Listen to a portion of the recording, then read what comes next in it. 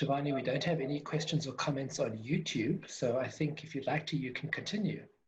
Sure. Thank you, Simon. Just before I get into today's session proper, I see I have one question coming through as an extension. And the question is, interestingly enough, could you briefly explain whether CAPS is outcomes-based or content-based, right? And this is to clarify one of the questions we were asked in the reflection tasks. Now remember, the response to this is not a clear-cut response in the sense that if we look at CAPS, it entails a combination of both, okay? Whilst it has its beginnings or its roots embedded in the outcomes-based approach, you will find that there are times where you actually have to draw on content as a vehicle for facilitating the achievement of your learning outcomes.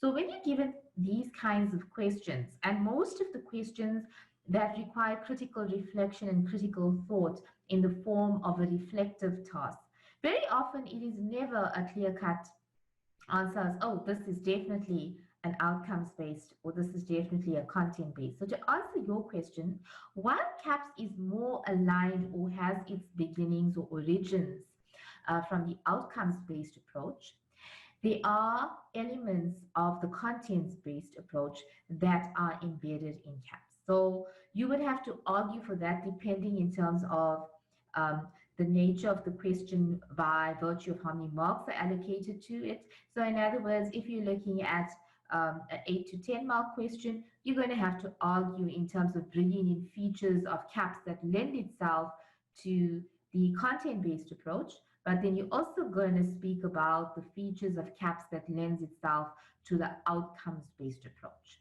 So that's why those kinds of tasks, which are reflective in nature, require you to actually, think deeply, think critically about hardcore issues that do not necessarily have a simplistic kind of answer, but it's more so how you argue and rationalize your response in terms of how you back it up by what the literature out there is saying, and through obviously engaging with your research as you worked your way through that particular unit. So you would obviously include in there features or elements of both approaches and how they are aligned to CAPS. Okay, so I think that should take care of the questions that are coming through for now.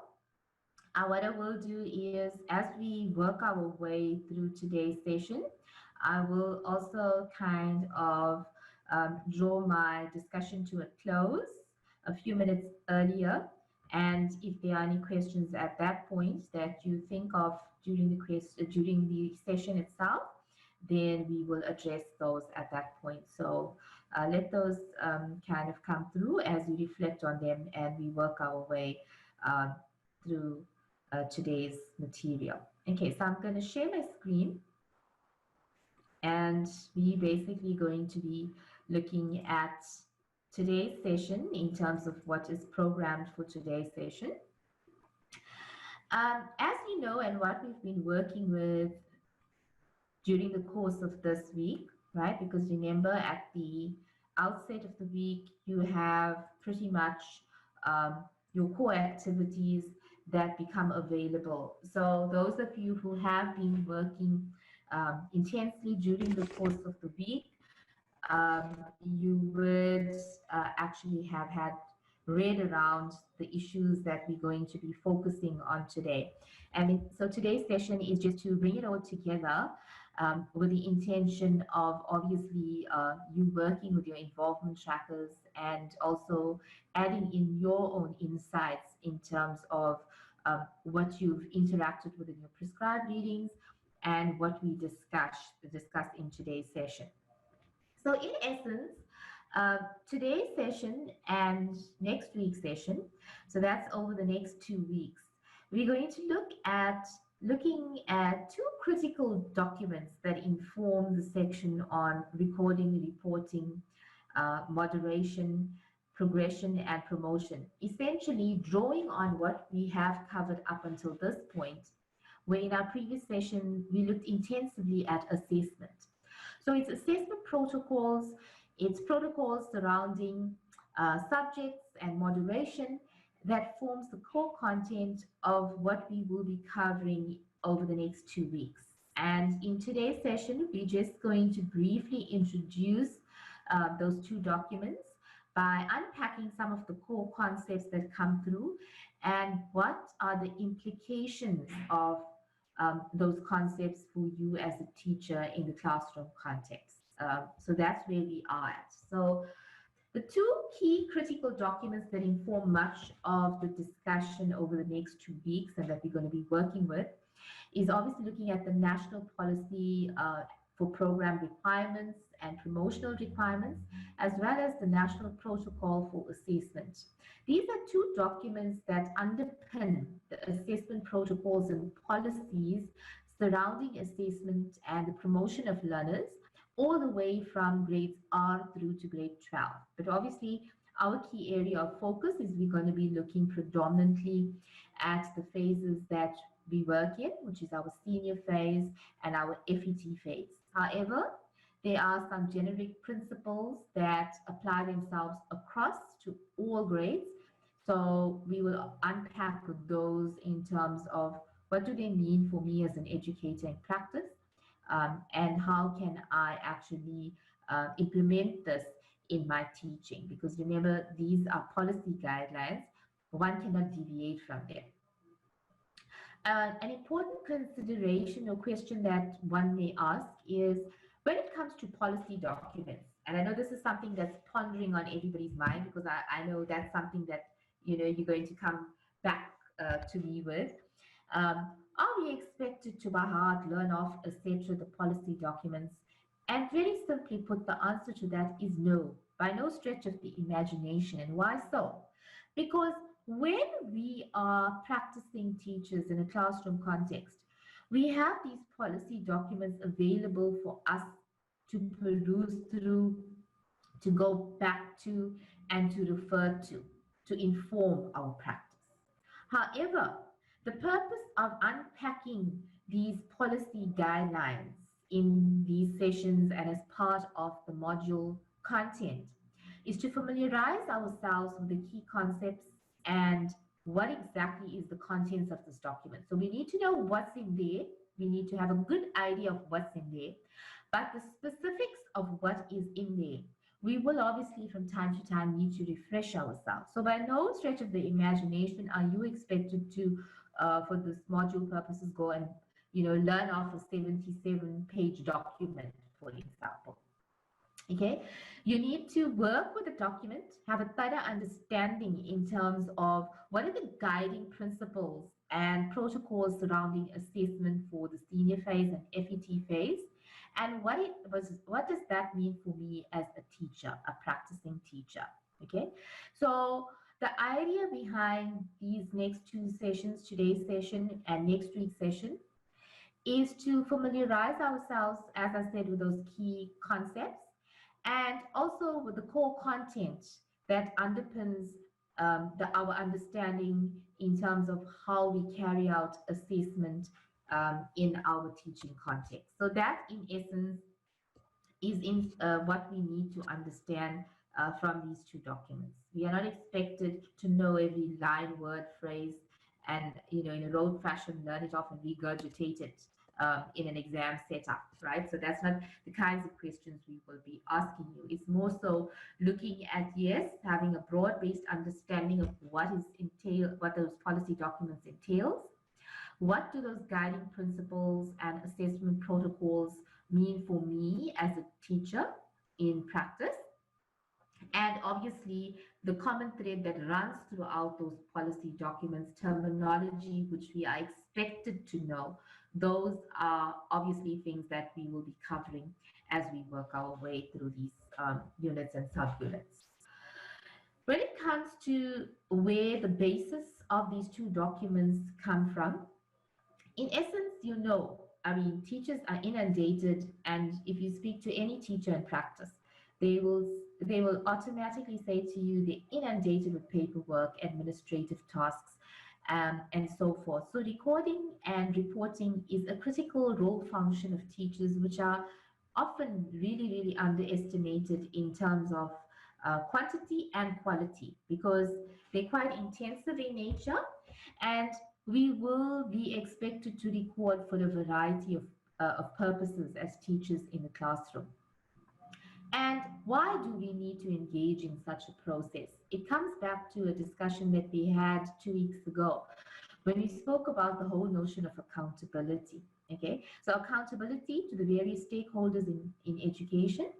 And obviously, we have to keep track of where we are at, where we are heading, and the gap in between in terms of what needs to be done to get to that point of where we would like to be, right?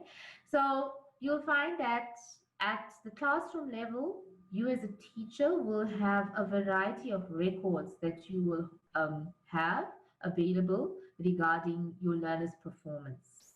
And obviously, that ranges from a kaleidoscope from your teaching files to your mark files, etc. And the system that you use to do that obviously is unique to the school or institution that you obviously find yourself in.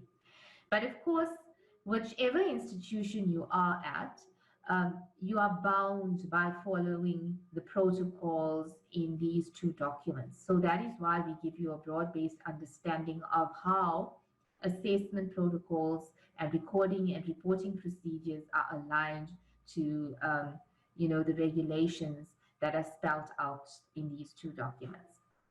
So it's very, very important that we have documentation to support what it is we are doing, keeping records of our learners' performance by way of feedback, and offering meaningful input to our learners, but also for the purposes of accountability, right? So we sometimes need to ensure that obviously the records that we have can be verified, that they are in fact authentic, and we will have a vast kaleidoscope of means and methods to actually do that, right?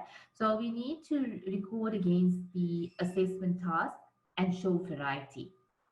Okay, variety, as you will see, and we spoke about some of these in our session 2 weeks ago, where we spoke about rather than subscribing to one assessment task, it is actually best to use a variety. So rather than, for example, conforming to I'm going to use traditional tests or I'm going to use traditional assignments for most of the year, it is good to have an assortment, a mix in terms of variety of the nature of kinds of tasks we have. So we have more of an accurate kind of depiction of how the learners are faring. So that's what we're talking about when we're talking about the variety there. Also, when it comes to reporting on languages, the languages in terms of how we reflect them in a report card or how we reflect the mark should be such that we reflect the home language separately and our first additional language separately, rather than as a combined mark or percentage. And obviously, assessment procedures sort of recording those will also occur separately. Right, so I've alluded to what is the purpose of reporting. I've alluded to the fact that it's predominantly for accountability, for feedback purposes, and obviously a whole host of other purposes which we could add on to the list there. Okay. So what purpose then does reporting serve? What do we do with these reports? Why do we spend hours and hours compiling these reports? Of what use is it to us? Okay, so we spoke about the whole notion of keeping us informed or keeping us in the loop, serving as a form of information or data based in terms of how our learners are faring, how they are progressing. So obviously that's going to inform practice. Where any modification or remediation needs to be made, we're going to have the necessary intervention mechanisms in place timeously rather than wait to the end. Okay. Also, to ensure that the homeschool partnership is one that is constantly being built, it's constantly getting stronger. Because that's the way we're going to actually ensure maximum success of our learners. And so the report card going home, getting parents to actually sign or initial that report card as a way of acknowledging that they have, seen the report and they are aware of how their learners or the children are progressing is very, very important, right? We also need to communicate the growth to these parents and to the broader community, very much linked to the whole notion of accountability, okay? For self-evaluation, right? As I said, sometimes remediation needs to be made, modification in terms of perhaps our teaching styles, our assessment techniques, in terms of filling the gaps, where are the weaknesses lying, and acting effectively and timelessly. So it's also an introspection exercise. We teach, we reflect. Very much so in your lesson plans, you will see that in your lesson plan templates that you use in your teaching practice modules and in your specialization modules, there is a component there for self-reflection. So how did the lesson go? What worked well? What were some of the shortcomings? What could be done differently? Those kinds of things help inform our practice, and they kind of help pave the way for growth, right? Personal growth, professional growth, and by the same token, they pave the way moving forward. So it is quite critical to ensure that we do this introspection exercise. We do in fact engage in self-evaluation. So that's really, really important going forward. Reporting also serves the purpose of documenting student progress in official documents. And very often we have to report to our heads of department, we have to report to school principals, and they want to know how effective our program is. So they too can make recommendations as to what needs to change, what needs to be done differently at departmental level, or for example, at institutional level. So it's very, very important that we report to the relevant bodies, to the relevant authority structures to inform practice. Also, we require information about students' achievements in terms of planning and reporting. So our own planning in terms of where we are moving into the next term or the next semester, okay, to actually show progression. So where our students are at now is going to impact on the pace, for example, at which we need to move. Do we need to take a step back? Do we need to go and redress certain issues that perhaps their misunderstanding was created, so we need to go and fill the gaps? So when we actually report, it serves that purpose as well. So it's quite important to actually realize that. Okay, so if we look at this, comes straight off the policy document in terms of looking at the assessment levels or rating codes that are used. And this is pretty much used in both phases, in the grades 7 to 9 and the grades 10 to 12, both your senior and FET phases, where in a report card, for example, against the mark or percentage that a learner achieves in a particular subject, we use the rating codes or the achievement levels of 1 to 7. And obviously those are aligned to achievement descriptions, ranging from to what extent have the learning outcomes for that particular subject, unit, or grade been achieved, okay? And alongside that, we have the percentages which align itself to the appropriate comment or achievement description. So pretty much, each school, in terms of designing their own report cards, the emblem, the school emblem will be reflected. Perhaps the school motto or philosophy will be reflected, and they would have perhaps their own unique style or color coding in terms of design. But by way of the information that needs to be included in the report card, there are certain guiding principles, and one of them is that the achievement descriptions has to be present in that report alongside the percentages and the rating codes. And pretty much this information needs to be reflected so that parents know, okay, so my child actually fared and got 63. It reflects substantial achievements, and they know exactly that, okay, that level or rating code 5 stands for substantial achievement. So whilst there is, flexibility in terms of things like design and layout, etc., of the report cards, there are certain guiding principles in terms of the information that needs to be reflected that is pretty much mandatory. And one of those is the fact that this table of descriptors should actually feature in that report card, if not on the front of the report card, perhaps at the back, so that the individual learner's mark can be assessed in terms of these criteria or these achievement descriptions, and parents know exactly what that achievement description means. So this is actually outlined in the protocols regarding reporting and recording. Very important.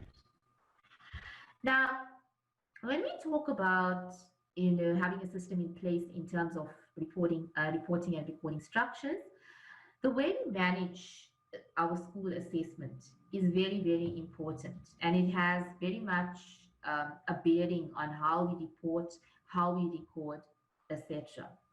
So we ask ourselves, when it comes to assessment, what are the kinds of records that teachers typically keep, right? Each of them have a definitive purpose to serve, and their importance cannot be undermined. But some typical examples actually include, obviously, your record sheets, whether you have your mark sheets or whatever system you are capturing your marks on.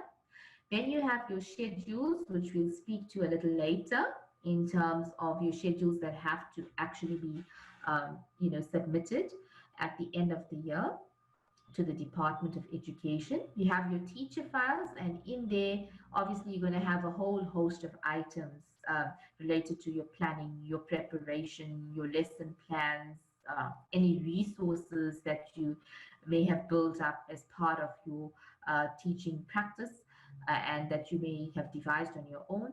So it is quite varied in terms of the contents that you would put into those teacher files. You would also then have your learner profiles, which we'll talk to as well over today's session and next week's session in greater detail. So that basically reflects information and data pertaining to each of your learners. Your report cards, which we spoke about now, and obviously, schedules. There are two types of schedules: the departmental schedules that you will submit at the end of the year, but you'll also obviously keep schedules related to timing, slots, etc., related to your timetable structures, and so on. Okay, so our record sheets also assist us in compiling useful data that we can draw on with regards to decision making. Our report cards give us the feedback, not just in terms of our own individual teaching, but it also gives us feedback to the learners and useful feedback that we actually impart to the parents themselves. Okay. Important considerations when it comes to assessments is that at grade 12 level, all your assessment tasks that are school-based, in other words, those that are set at school level, has to be moderated externally by the Department of Basic Education and the accredited assessment bodies and so forth. Okay, the same can be said of all your practical assessment tasks. Those also have to be moderated by experts in each subject. So you'll get your perhaps your subject advisor or your subject expert for physical sciences that will go ahead and moderate the practicals that you conduct at school level that form part of the assessment component for the module for that year. So that has to be moderated externally, not just by the teacher teaching that particular subject. You will find that what I've spoken about in terms of report cards and the design of report cards, at the back of the National Protocol for Assessment document, there are actually samples. So when schools are designing the report card for that particular academic year, as I said, the guidelines are spelled out in this policy document pertaining to mandatory information that has to be there, and samples of report cards are provided. So when the school is actually making a decision in terms of how they're going to design and lay out the report card, they obviously have to draw on the guidelines contained in this document pertaining to designing report cards. So if we look at, our schedules are typically done at the end of the academic year. And one of the key purpose of the schedules is to show the progression of learners in terms of that particular academic year, and also to give details pertaining to whether a learner is ready or not to move to the next grade. Okay, so it's also used for promotion purposes. You will find that there are common terms or acronyms that are included in that schedule, and the meaning of those really needs to be understood in terms of, if we look at RP, it means ready to progress. Okay, so if that particular RP or symbol occurs next to a learner's name in the schedule, it means that that learner has, in the old order of things, passed. So if it's reflected at the end of grade 10 in the schedule against that learner's name, it means that that learner now is ready for grade 11 in the up and coming academic year. If the student has not met the minimum criteria with regards to that individual or an array and assortment of subjects for that particular grade, you will find that NRP is reflected against the student's name in that schedule. And the NRP means not ready to progress. In other words, the learner, it is recommended that that learner is retained in the current grade. So come the November-December period, and if that is reflected against a learner's name, it simply means that it is recommended that that learner repeats the grade.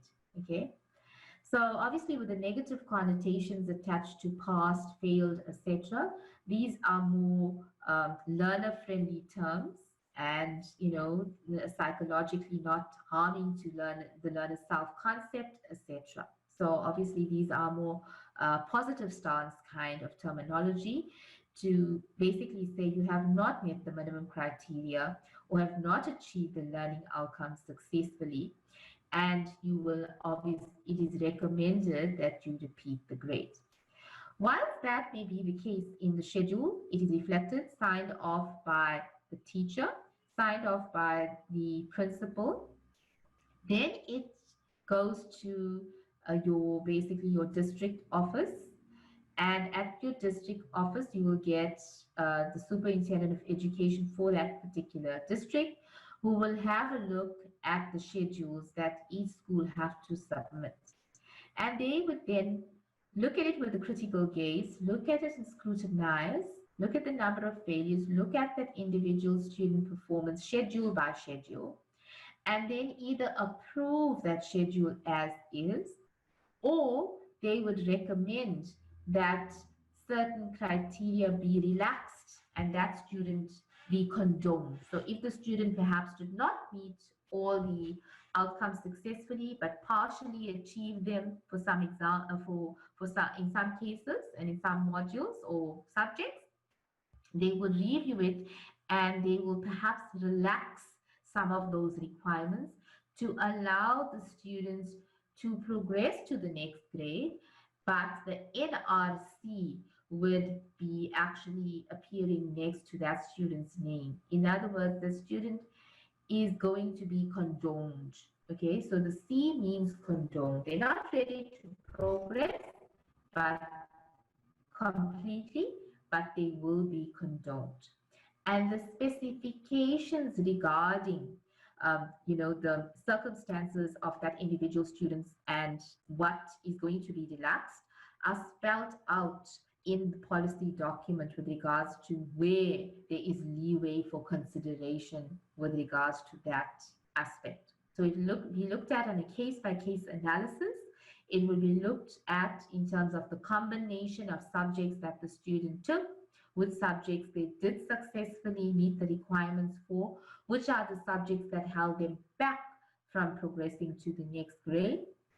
And in that instance, certain criteria may be relaxed to allow the student to progress, but it means that at some point, obviously, with catch-up programs, etc., they will have to come on board and make up for the shortfall. Okay, so that I'm not saying that that happens in every case, because some students who clearly did not meet the mark at all, did not meet any of the minimum requirements, and have actually fared so poorly across all the subjects, they've actually come down in all the subjects, then it will not be possible for that student to be condoned.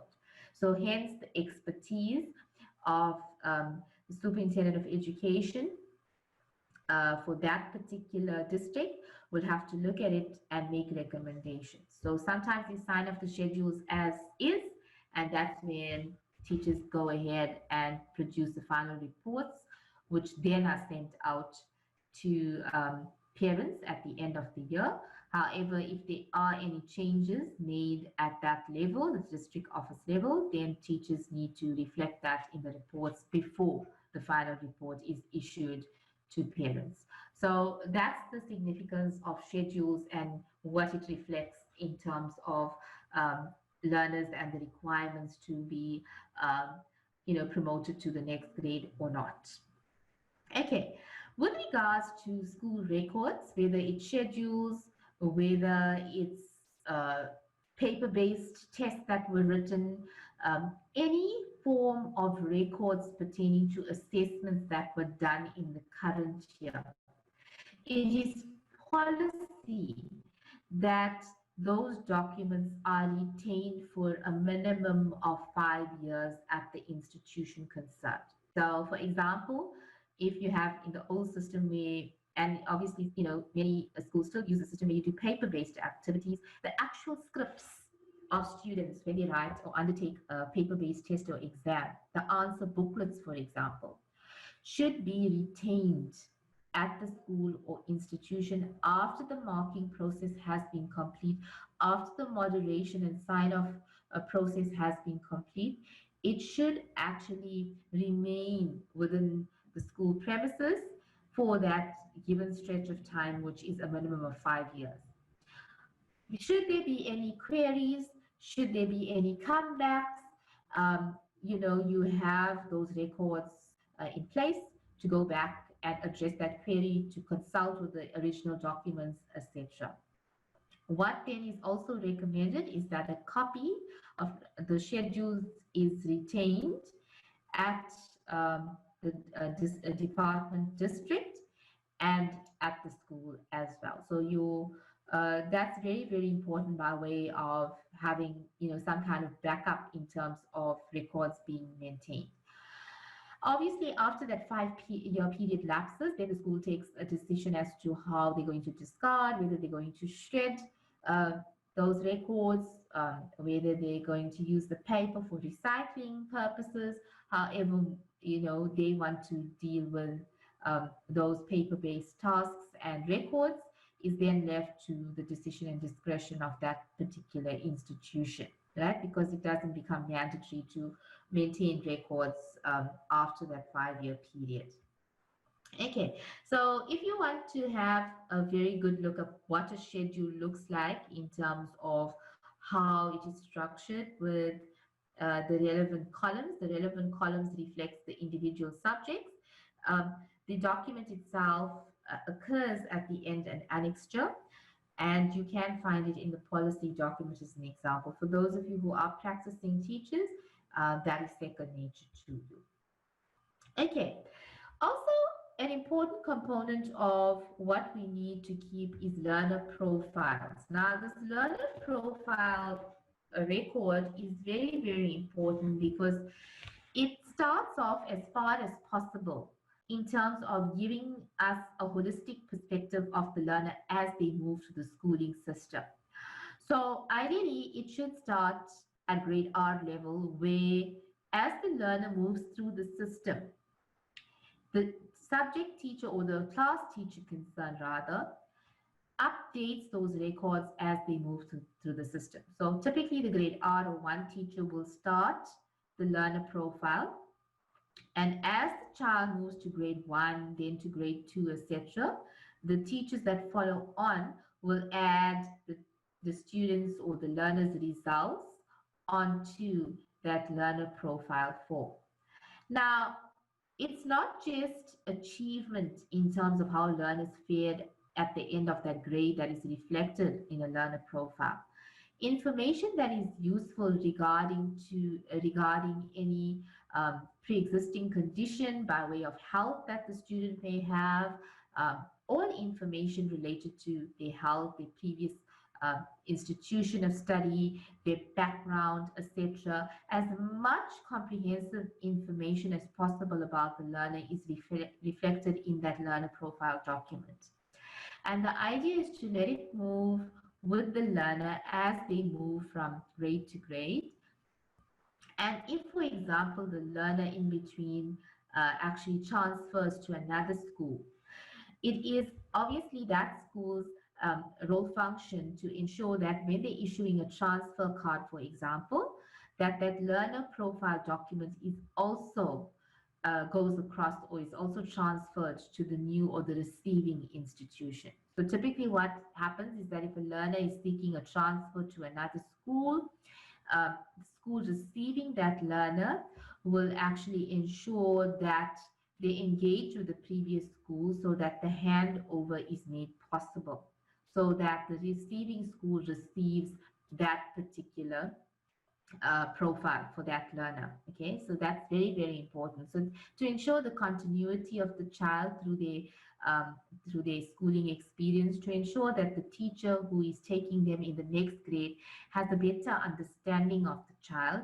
and if the child, for example, has any barriers to learning, in the sense that there's something that impedes their learning, they have some sort of a learning dysfunction, it is reflected there so that individuals or the teachers who are working with that particular child is aware of it or made aware of it very, very early in the academic year, so that they are sensitive to that, and obviously it's going to help them assist that learner from an academic standpoint. So that's very, very important in terms of learner profiles and keeping records pertaining to that.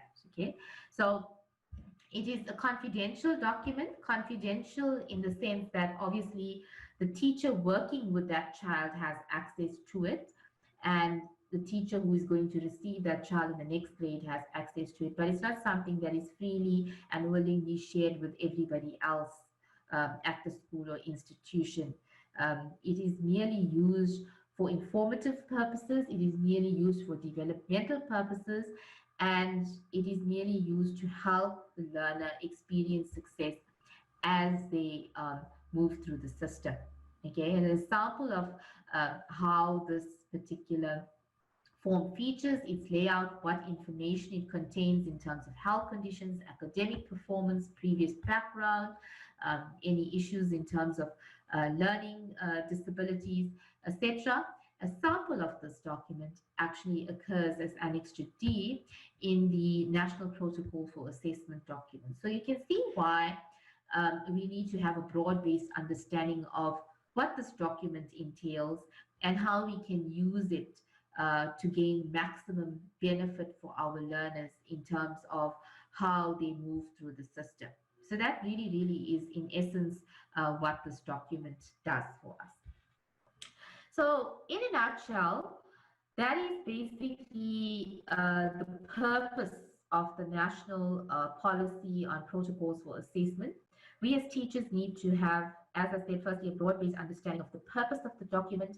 We need to understand how recording and reporting features in our daily lives and in terms of our practice or our practical situation, and what implications does that have for us as teachers by way of updating our records frequently, by keeping abreast with any changes that may feature in that child's life. Maybe perhaps they're going through a difficult period, it is now picked up in a certain grade, and the current teacher reflects it in the records.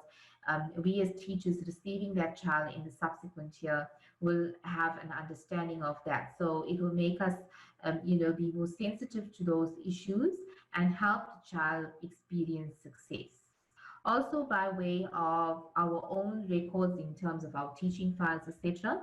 we can see that how having our own records up to date about our own lesson plans, about our assessment strategies, about our notes and feedback regarding marks for tasks completed, etc., is going to have us ensure that we have a big overall picture of the student in totality.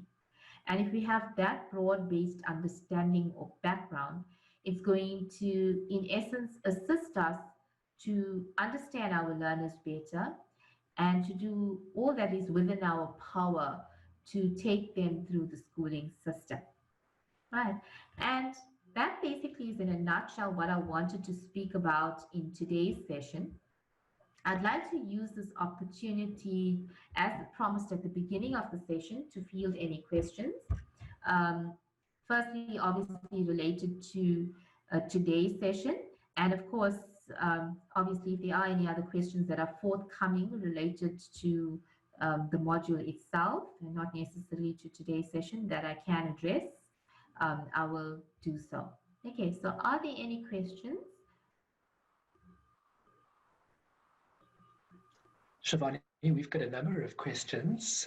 The first question is from Pepita, who asks, what would typically happen if a learner is still very much below the required level for a grade and has already been retained once? Very good. In terms of, it's looked at it at obviously a phase level. For example, there is a clause that says that, especially in the senior phase, that a learner can only be within the senior phase for a maximum of 4 years. So then that person would be looked at is, for example, if you're going through the system, moving through grade 7, 8, and 9, and that particular student repeated maybe grade 8, okay? And then they move eventually and get into grade 9. And obviously they've spent a year in grade 7, 2 years in grade 8, and now at the end of grade 9, you're going to see a situation where that particular learner maybe has not fulfilled all the requirements of grade 9, but by virtue of the fact that they already repeated grade 8, right, they would have to go in and relax, obviously, the requirements, because that learner has already spent the maximum of 4 years in that particular grade. So then in that instance, it's not the judgment call of the teacher, but it's, as I said, the judgment call of the circuit inspector, who will have to look at that, and it's only as per their recommendation can that be done. So it will be regarded as a condemnation. So they're not ready to progress, but they have been condoned. So that's how we could work in that particular instance. Any other questions? Yes, we've got 2 questions from Carmen. The first of which is it possible to give students the mark allocation for each of the components of the test? For example, how many multiple choice, how many long essay style questions, etc. Is that possible? Without getting to the nitty-gritty, what I can speak to, as I said, is that the entire test is 50 marks. I can give you that kind of breakdown. And as I said, it's a combination. So you will have some 10-mark questions, you'll have some 5-mark questions, and so on. So the 50 marks is broken up into 5 marks, 10 marks here, 5 marks there, and that kind of scenario. So you're looking at roughly, perhaps, you're looking at 5 marks or 10 marks assigned to a matching kind of question, 10 marks to a true false kind of question, 5 marks to an MCQ, that kind of breakdown. And then, of course, we have 2 or 3 questions that require a bit more of elaboration and are dealt with on an individual basis, where you have to explain in a bit more detail. So we're looking at some questions, individual questions carrying 5 or 6 marks in terms of the answer that's required. So that bringing you up to 50. Always a difficult question to answer. Thank you. A second and final question from Carmen. She asks, please, could you explain the difference between hidden and planned or intended curriculum, perhaps providing an example to help explain this? She adds that from the course reader, She's also unsure about the exact meaning of null curriculum and intended curriculum. How does one receive a curriculum differ from experience curriculum? Perfect. So if you look at the curriculum and you look particularly at the notion of the planned or intended curriculum, that relates to what is written down in policy in terms of what is expected of the learner. So what that's basically planned or intended as per the policy makers, what is gazetted, written down in policy and is expected. Okay. When it comes to the hidden curriculum are those kind of messages that we project as teachers in the classroom.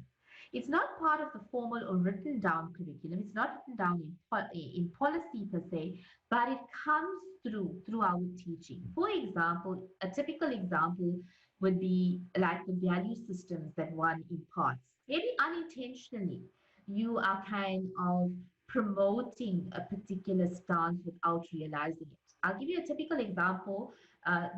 The one that I always use as an example of promoting a particular stereotype with regards to gender stereotyping. For example, if you think of delegation of tasks typically in a classroom context, if we have a duty roster going, and we typically will assign the tasks that are very very physically strenuous, like for example assisting with opening up of the windows, etc., or something that requires us to be removing a desk from the front to the back row, etc. We will typically ask for assistance from a maid. If we want a certain task, for example, like rearranging a folder or a file, etc., we will typically ask a female. Or if we have a first aid kit in class and somebody requires first aid or they require some sort of nursing at a given stage, we will draw on a female, perhaps more likely than a male. So it's the hidden meaning that's coming through in those messages that we are sending out. We are saying typically certain role functions or certain responsibilities are more aligned to female as opposed to males, and certain tasks and duties should be delegated to males. So we're saying that all the physical tasks should typically be delegated to males, and we're saying all the caring type of nursing types of tasks should be dedicated to females. So there's assumptions, hidden assumptions aligning to that kind of thinking. We're promoting that all females are sensitive, whereas maybe all males are insensitive. So that's the hidden meaning that's coming through. It's not documented in policy, it's not part of the formal or intended curriculum, but it comes through in our actions and in our teaching, in the hidden message that comes through in the ways that we act, in the ways that we speak. And without realizing it, we kind of imparting that kind of mindset onto our learners. And of course, it's very influential with younger learners, but it's not to say that it doesn't happen with our older learners as well. So that's quite important in terms of understanding the fundamental difference between those two. When it comes through to the null curriculum, we're talking about that particular curriculum. When we say null, coming from the word having no eventual outcome or meaning. In other words, sometimes we actually go ahead and we teach, but in terms of whether or not that was successful, okay, is another kind of ball game altogether. So you will find that it can be construed that that is meaningless, and that would in essence constitute what is the null curriculum. So I hope I've addressed those distinctions. The received curriculum, I see you've asked about. The received curriculum is exactly what the learners have received in the classroom. In other words, what is implemented in the classroom. In other words, the intended curriculum, what's written in the policy. You as a teacher use a medium, you use resources to carry out and conduct that lesson. What the learners take in, absorb, interpret, analyze, etc., is what they receive. And very often there's a mismatch or a misalignment between the intended curriculum and the received curriculum. And as experts in education, our intention is to bridge the gap between the two. So what we set out to do versus what actually is done and how the learners interpret or receive that curriculum. Okay, any other questions? Thanks, Shivani. Yes, we've got a question from Syra, who's watching on YouTube, and she'd like to know, should one only use the course reader for the test in terms of knowing what to study? Okay, very good question. The course reader is part of your prescribed material. Remember, a large component of this module is extracted from policies which are available from the Department of Basic Education website. So it is not just the course reader that you have to study for the test, because we also looked at independent studies and readings, additional research readings that we looked at in this module. So everything that was consulted by way of prescribed readings in this module, not just the course reader, needs to be studied for the test. Thank you, Shivani. We've got time, I think, just for one last quick question. Sure. Carmen asks, do you think it's possible for a student or learner to be condoned through matric? What might happen in the case of a learner not fulfilling all requirements due to COVID-19? Okay, that's a lovely question.